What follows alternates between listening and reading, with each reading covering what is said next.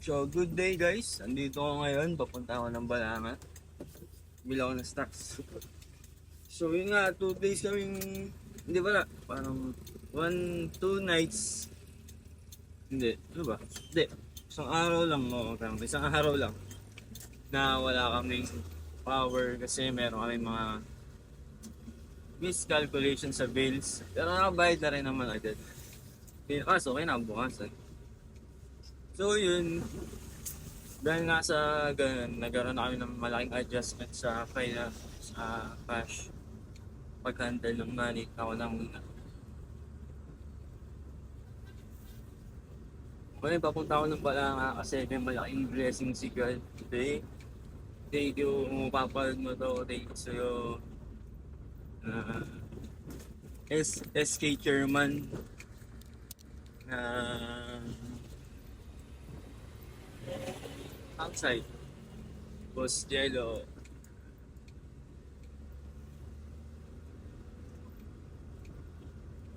So, biyahe ako ngayon, Balanga.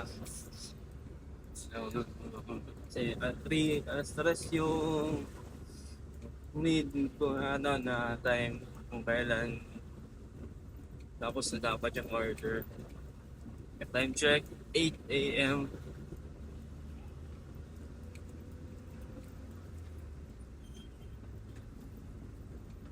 And so, makisakit sa biyahe kasi wala ako kasama eh.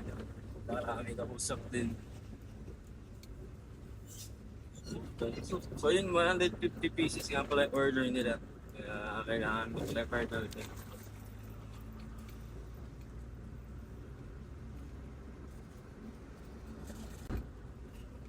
So yun nga, no, yung na-realize ko. Kahapon kasi talagang yung challenge. Mabigat pa. So, dahil yung ginagawa, kay God eh.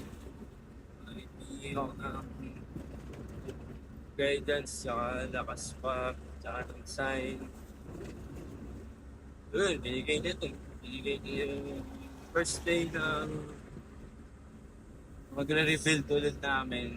Binigay niya na agad yung blessing. Wala akong masabi, pero mabilis yung reaction ni God. So hindi niya na-realize ko na doon na masama humingi. Bibigay naman niya eh. Basta siguro, huwag mo lang gagawin sa sama yung hingi. Or ibibigay niya sa'yo kung tama na ba, diba? Or kung ito na ba yung right time. Kasi, kaya tayo dumadaan lagi na challenges. Kasi alam ni God na kaya natin lagpasan yan eh.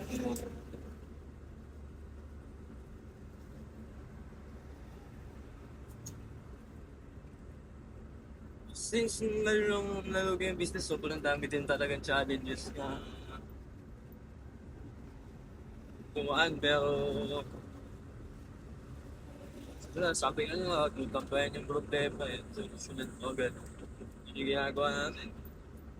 Lalo ngayon, yung mga stages na to, yan, sa future self, mapapanulit to.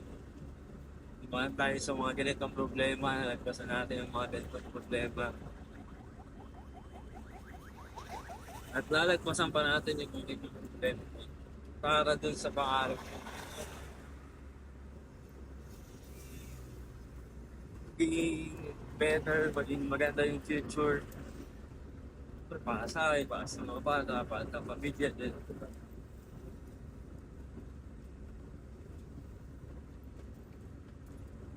So, yun na. Na sa pillar na yun. Ayun, wait pa din. Pag-iisip lang ako kanina. Direct. Maalala ko yung notes na nakita ko motivated yan. Believe in yourself. Tama naman. Kailangan natin magawa sa sarili natin. Bakit? Sino pa nagpapaniwala? Kasi madalas naghahanap tayo ng ibang tao tapos magte-take action tayo based dun sa reaction nila, di ba? Which is nakikita ko, mali. Eh,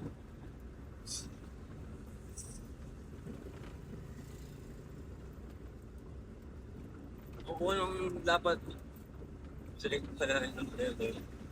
Unang dapat maniwala sa kakayanan natin yung sarili natin. Kasi mas alam natin kung ano ba talaga yung kaya natin gawin. Eh.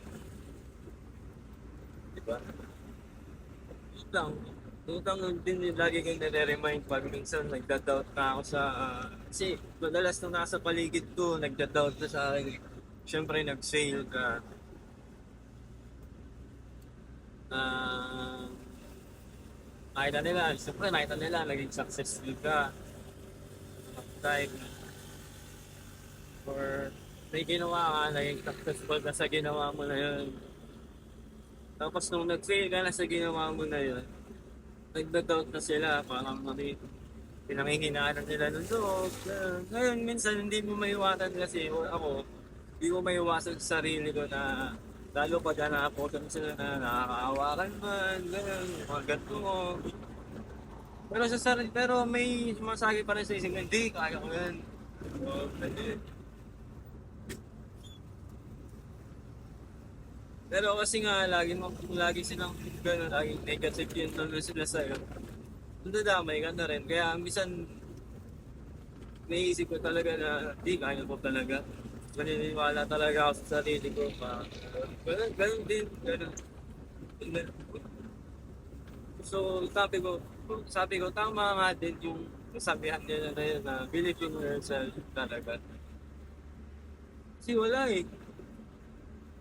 Wala sa na-experience ko, girl.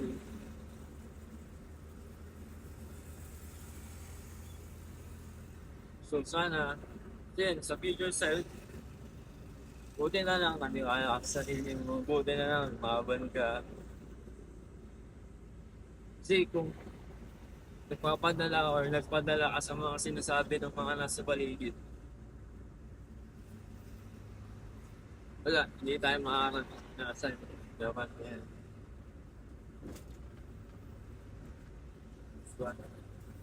Diba? Diba? Oh, Sabado nga pala ngayon. Traffic, sobra. Ito din nakakainig pag traffic tapos kausap. Yun pala sabi no, kasi sinabi ko kanina, kakampi mo lang sarili mo. Hindi ko lang sarili ko. Totoo naman, di ba?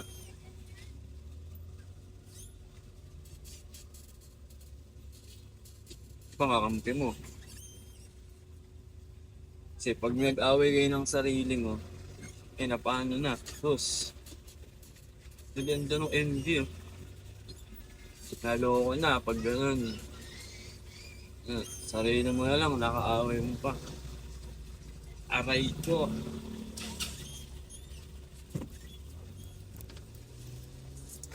Nice, traffic. Mayroon pa nito parking. Ikot-ikot pa tayo nito. Hindi, alam mo, bibigyan tayo ni Lord ng parking agad.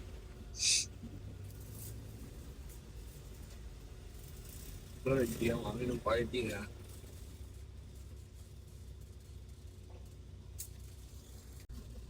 So ngayon, tapos na ako mamalengke. Ninit, pucha. Yan na pag mag-isa talaga na mamalengke, tapos maraming bipilin. Puno na yung tabi ko. Ngayon, pupunta na tayo sa Atme. So, sarado yung bibilan. Ngayon, maghahanap pa tayo ng alternate na shop. Saan ako bibili? Message ko na kaso yun nga, sarado daw sila, tapos wala yung karne na bibilin ko. Patay. Shit ko. So, hindi ko alam kung paano ang gagawin. Kasi limited lang yung funds. Kunti na lang yung cash dito. Tapos meron naman sa Gcash kaso yung alam kong isang bilihan. Hindi naman nag-access ng Gcash payments. So, natin, babasag na to.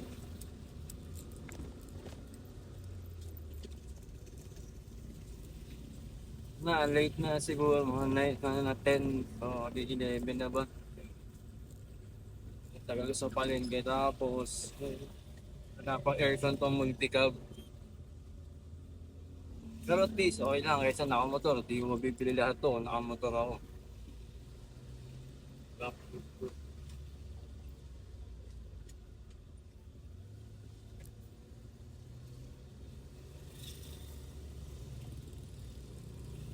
Ay, ganda ng daan sa pillar.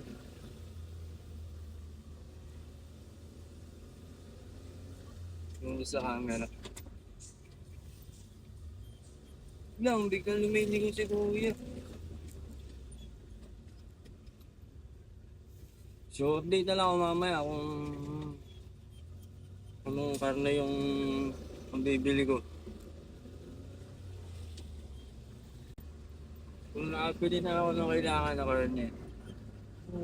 Medyo mas mataas siya ng konti eh. Pero kailangan kasi, kaya wala tayong choice. Isa pa, yan na lang ang kulang ko. Dito, saling malamang, saling na ako bibili. Uh,